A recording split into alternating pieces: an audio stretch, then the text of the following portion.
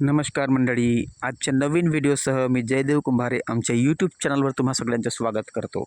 आणि आजचा व्हिडिओ आहे हा GR संबंधात, जो महाराष्ट्र गव्हर्नमेंटनी आता नवीनच आणलेला आहे.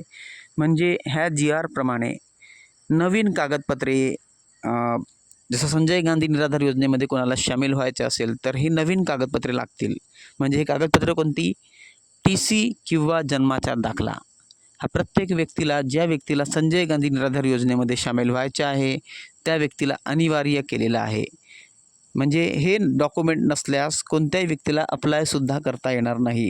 आता तर हे नवीन लोकांसाठी आहे, पण समोर असं घडलेलं आहे की जे जुने लोक आहेत, जे जुने संजय गांधी निराधार योजनेचे लाभार्थी आहेत, म्हणजे अपंग लाभार्थी असतील किंवा श्रावणबाळ योजनेचे जे काही सगळेच लाभार्थी आहेत, सगळ्यांना हे डॉक्युमेंट अनिवार्य केले जाणार आहे. मित्रांनो, ही माहिती मिळाली आहे, तुम्ही वाचू शकता. ह्या GRमध्ये स्पष्टरीतीने नमूद आहे की ज्या व्यक्तीकडे हे डॉक्युमेंट नाही आहेत, म्हणजेच TC किंवा जन्माचा दाखला, त्या व्यक्तीला संजय गांधी योजनेमध्ये सामील करता येणार नाही.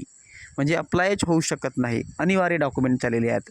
आता समोर हे जुन्या व्यक्तींना पण सामील होण्याची शक्यता आहे.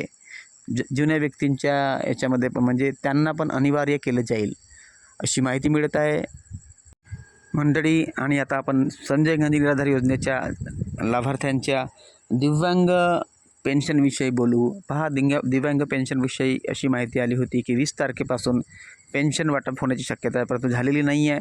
परंतु घाबरण्याची गरज नाही आहे. पहा, ह्या आठवड्यात म्हणजे आजपासून शनिवारपर्यंत केव्हा पण पेन्शन तुमच्या खात्यामध्ये येऊ शकते, केव्हा पण GR येऊ शकतो.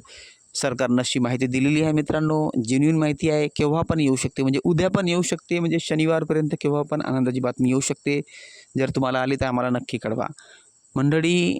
आणखी दुसरी गोष्ट अशी आहे, जे टेम्पररी लाभार्थी आहेत त्यांना टेम्पररी दिव्यांगापासून परमनंट केलं जाईल ह्या 3 महिन्याच्या कालावधीमध्ये.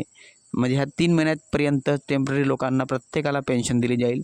आणि ह्या 3 महिन्याच्या कालावधीमध्ये प्रत्येक टेम्पररी दिव्यांगाला परमनंट करण्यासाठी त्यांचे कागदपत्रे मागवले जाईल, त्यांचा रिपोर्ट वगैरे सगळं काही मागवलं जाईल.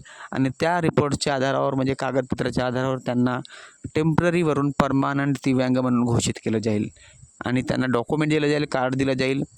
मित्रांनो, नवीन असाल सबस्क्राईब करा, लाईक करा, हाईप करा आणि कॉमेंट नक्की करा. आणि नवीन माहिती असेल, तुम्हाला वाटली असेल तर नक्की सबस्क्राईब करायचं. आणि सबस्क्राईब केल्यानंतर बेल आयकॉन दाबून ऑलवर क्लिक करायचं. मित्रांनो, thank you for joining with me. Thank you.